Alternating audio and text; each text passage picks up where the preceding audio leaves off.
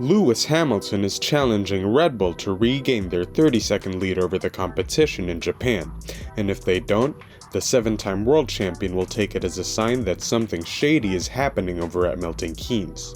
Throughout the season, we had been witnessing Red Bull's streak of victories, but the abrupt end to their dominance at the recent Singapore Grand Prix has recently caught the attention of teams up and down the grid. What's notable is that this drop happened at the same time as the introduction of a technical directive from the FIA. Even though Red Bull faced difficulties during Friday practice in Singapore last time, there was a widespread belief that their dominant performance, with the 14 Grand Prix wins in F1 2023 up to that point, wasn't genuinely in jeopardy. This was solidified when both Red Bull cars were eliminated in Q2, and Ferrari's Carlos Sainz proceeded to become the first race winner of the season outside of the Red Bull team. In addition to their challenges on the track, Red Bull also had to contend with some operational mishaps that led to multiple investigations involving Verstappen following qualifying. Luckily, he managed to navigate these investigations without incurring any penalties. As Formula One makes its way to Suzuka, the venue for the Japanese Grand Prix, Red Bull takes center stage as the primary topic of discussion. The upcoming race will reveal whether the setback in Singapore was merely a surprising anomaly for Red Bull, or if there has been a substantial shift that threatens their position at the top. The team has consistently refuted claims that the two FIA technical directives, aimed at addressing flexible bodywork and floors introduced in Singapore, had any influence on the RB19's performance.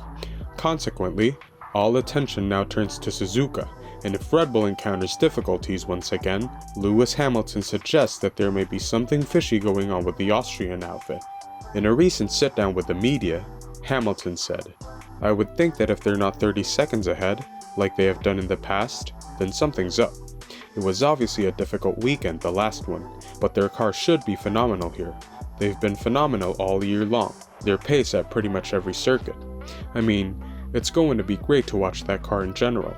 Normally, you'd come here, and it's beautiful to watch the laps that they do, because the whole team and the drivers are doing an amazing job with the package they have. So it'll be interesting to see how the weekend goes. I hope we'll be closer, and I hope they're not as fast as that 30-second gap they've had in the past." Although the FIA emphasized that their actions were not a direct response to concerns about any specific competitor, the fact that the governing body identified the potential for teams to exploit the ambiguous regulations suggests that there's a reasonable chance at least one team had indeed taken advantage of this gray area. Considering that Red Bull's unbroken streak of success in 2023 was halted at the very first race under the technical directive, it's only natural that suspicions would arise. On paper, the alterations shouldn't have a significant impact on lap times, at least according to some of the influential figures in the paddock. At Monza, Toto Wolff had something to say about the matter. I don't know who is exploiting that to more degree, not a bigger degree than others.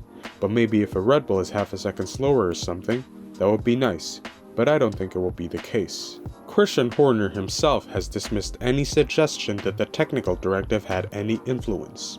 This statement came in the aftermath of Sunday's race. "I know all of you would love to blame the TD, but unfortunately, we can't even blame that, because it's not changed a single component on our car. So I think circuit characteristics are different here, and I think that we just haven't optimized a car in the right window to extract the most number. Although this year's W14 hasn't tasted victory yet, it has proven itself as a more versatile and adaptable contender compared to its predecessor, the W13. Both Lewis Hamilton and George Russell have found it more conducive to engage in battles for podium finishes. Mercedes found themselves in contention for victory in Singapore last weekend, thanks to a strategic gamble during a virtual safety car period, but they ultimately fell short of clinching the win.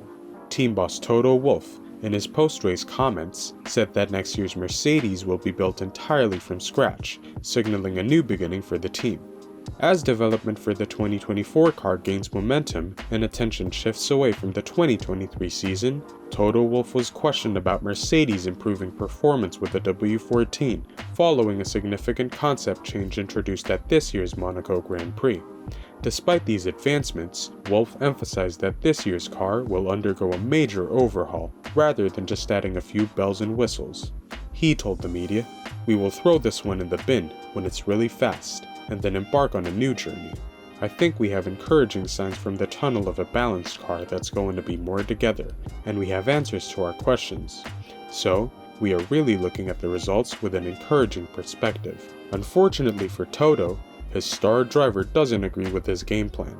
When asked about his thoughts on the current car, considering its increased competitiveness throughout the year, Lewis Hamilton expressed caution and said that it's too early to be optimistic about 2024. But he acknowledged that there will be valuable lessons learned from the W14 that can be applied to its successor.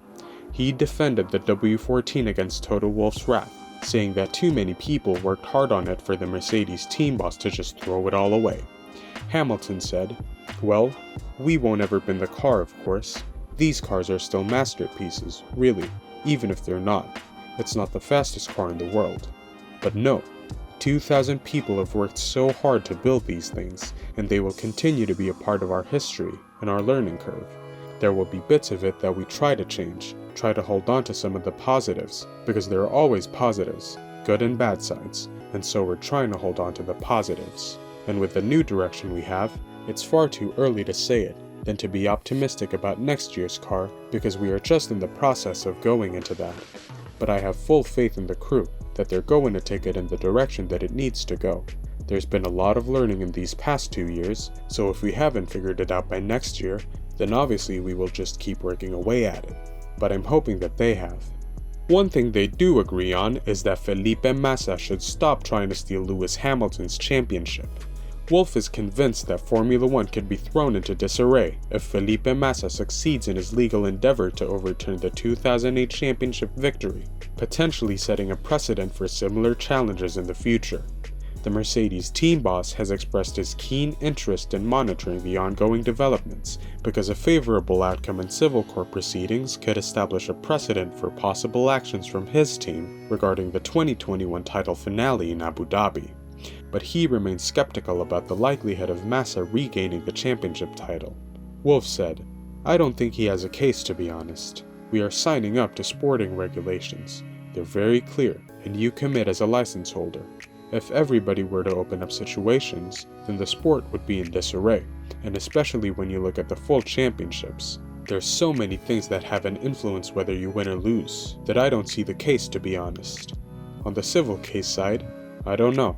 Let's evaluate whether there's some damages that could be claimed. I think reputation, they have a difficult position. What is it?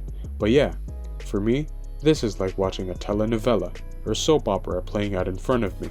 Massa, however, remains unfazed by Wolff's remarks and takes the skepticism surrounding his case as evidence that he is pursuing the right course of action. When questioned about the comments made by Toto, Massa responded, "I think this just shows that we are on the right path, and that people in F1 are realizing the seriousness and importance of our case. As I've always said, I'm seeking justice, my childhood dream, a title for an entire nation, for Brazilians, and for the Tifosi too. This is entirely my and my family's fight, so we did everything we could to have the best professionals in the world on our side." What do you think? Who really deserves the 2008 title? Let us know in the comments below. And don't forget to subscribe and ring that notification bell for the hottest F1 news.